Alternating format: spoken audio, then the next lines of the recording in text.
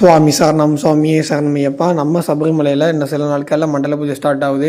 அதுக்காக தேவ சம்போடு பல முன்னேற்பாடுகள் எடுத்துருக்காங்க. அதை பற்றி தான் இந்த வீடியோவில் தெளிவாக ஒன்று பார்க்கலாம். வாங்க வீடியோக்குள்ளே போகலாம்.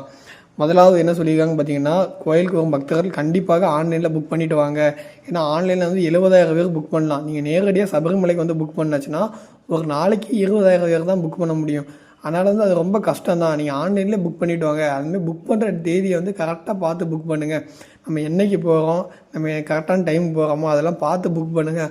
புக் பண்ண டேட்டும் நீங்கள் வேறு ஒரு டேட்டுங்க வந்தாச்சுன்னா கண்டிப்பாக இந்த வாட்டி விட மாட்டோம்னு தேவசம்போலேருந்து சொல்லியிருக்காங்க. அதே போல் எதுக்கு இந்த அறிவிப்பு கொடுக்காங்கன்னாச்சுன்னா, நம்ம ஆன்லைனில் புக் பண்ணிட்டு போனாச்சுன்னா நம்ம எந்த கரசிலும் இல்லை, நம்ம அப்படியே போய் சாமி தரிசனம் பண்ணிட்டு போயிட்டே இருக்கலாம். நம்ம ஆஃப்லைனில் அங்கே போய் புக் பண்ண நினச்சா வச்சுக்கோங்களேன், அங்கே கூட்டம் எப்படி இருக்குமோ, எது இருக்குமோ, டிக்கெட் கிடைக்குமோ கிடைக்கலையோ அந்த பயத்திலே நம்ம போகிறாப்புல இருக்கும்.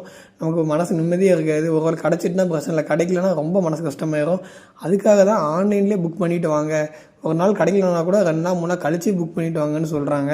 போல் நம்ம கோயிலில் போய் புக் பண்ணணும் அப்படின்னா எங்கே போய் புக் பண்ணலாம் பார்த்தீங்கன்னா, பம்பாவில் புக் பண்ணிக்கலாம், எருமலியில் புக் பண்ணிக்கலாம், நிலக்கல்ல புக் பண்ணிக்கலாம், சத்திரத்தில் புக் பண்ணிக்கலாம். இந்த 4 இடத்துலையும் புக் பண்ணிக்கலாம்னு சொல்லியிருக்காங்க. அடுத்தபடி என்ன சொல்லியிருக்காங்கன்னா, 10 வயசுக்கு உட்பட்ட பெண் குழந்தைகளும் 60 வயசுக்கு மேற்பட்ட முதியோர்களும் சபரிமலைக்கு வரும்பொழுது அவங்களுக்கு சிறப்பு தரிசனத்துக்கு நம்ம வழிவகுப்போம்னு சொல்லியிருக்காங்க. அதாவது 18 படிகள் ஏறி நேரடியாக பகவானை தரிசிக்கலாம். அவங்க வந்து எந்த லைன்லையுமே நிற்க தேவையில்லை அப்படி சொல்லியிருக்காங்க. அதே போல் சின்ன சின்ன குழந்தைகள் மாலைபுரத்தை கூட்டு வரும்பொழுது கழுத்தில் வந்து அவங்களோட அடையாளத்தை போட்டு கொண்டு வாங்கன்னு சொல்லியிருக்காங்க. அதாவது எந்த ஊர், அவங்க பேர் என்ன, அப்பா பேர் என்ன, ஃபோன் நம்பர் அதெல்லாம் போட்டு கொண்டு வாங்கன்னு சொல்லியிருக்காங்க. நம்ம வந்து சபரிமலைக்கு பகவான் சன்னதிக்கு பம்பையிலேருந்து அதுக்கப்புறம் நம்ம எப்படி போகிறோம் பார்த்தீங்கன்னா, மரக்கூட்டம், சரங்குத்தி மற்றும் நடைபந்தல் வழியாக சன்னிதானத்தை நம்ம செல்வோம். அதே போல் 18 படி ஏறி பகவான் நம்ம தரிசிப்போம்னு சொல்லியிருக்காங்க. திரும்பி செல்லும் பாதையை பார்த்தீங்கன்னா நடைப்பந்தலோட மேல் பாலத்தை பயன்படுத்தி செல்வோம்னு சொல்லியிருக்காங்க. டோலி பயன்படுத்தும் பொழுது நம்ம வந்து தேவஸ்தான கவுண்டரில் மட்டும்தான் புக் பண்ணணும்னு சொல்லியிருக்காங்க. அது வந்து ஒவ்வொரு வெயிட்டுக்கு ஏற்ற மாதிரி காசு கேட்பாங்கன்னு நினைக்கிறேன். அது வந்து கன்ஃபார்மாக நம்ம விரைவில் சொல்லுவோம். அதே போல் அடுத்து என்ன சொல்லியிருக்காங்கன்னா, பாதுகாப்பு சோதனை சாவடியில் பக்தர்கள் கண்டிப்பாக எங்களுக்கு ஒத்துழைக்கணும்.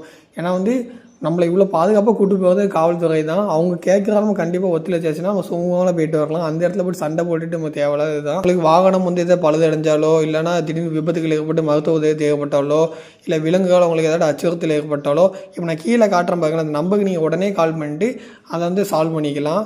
அதே போல் எந்த சந்தேகத்துக்குரிய எதையும் நீங்கள் கண்டாலுமே நீங்கள் காவல்துறையில் சொல்லிக்கலாம்.